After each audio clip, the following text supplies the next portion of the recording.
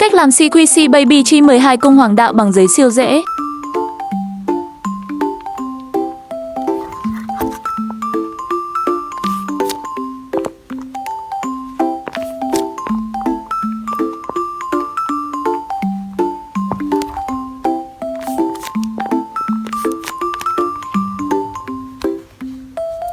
Chuẩn bị một tờ giấy A4 rồi vẽ phác hình bằng bút chì. Mình đang vẽ là cung bọ cạp nhé. Nếu bạn không phải cung bọ cạp thì vẽ cung của bạn theo hình vẽ trên nha. Nhớ tìm kỹ để không bị sai nha. Chụp màn hình lại để không bị mất.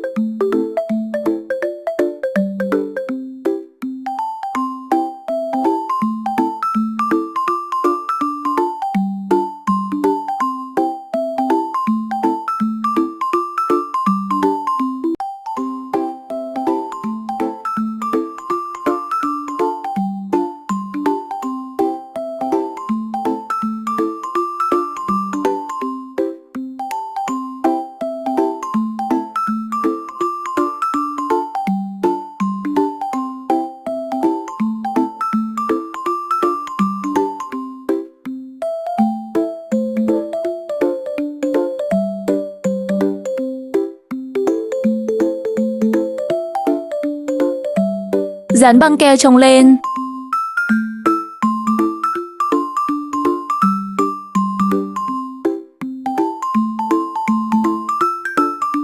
Cắt ra như thế này.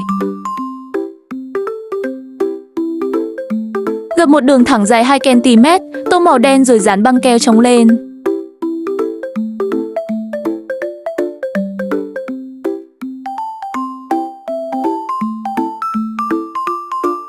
Khi cắt hình tròn của mặt ra thì nhớ cắt thêm một cái là mặt sau nữa nha.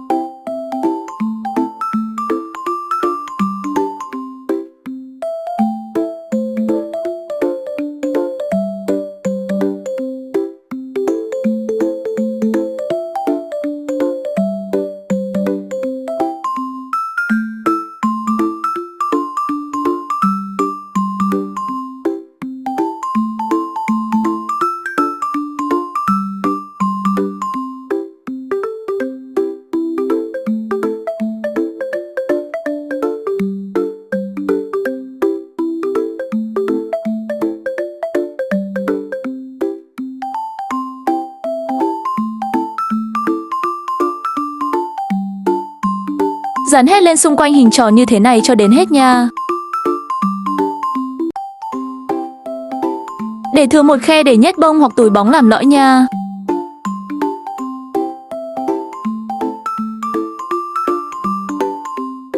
Bạn nào có bông thì dùng bông hoặc không thì dùng túi bóng cũng được nhé.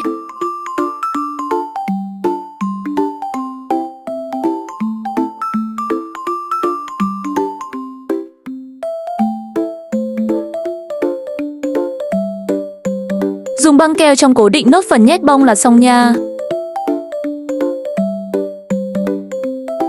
Xong phần mặt rồi. Dán phần càng và đuôi lại là hoàn thành sản phẩm.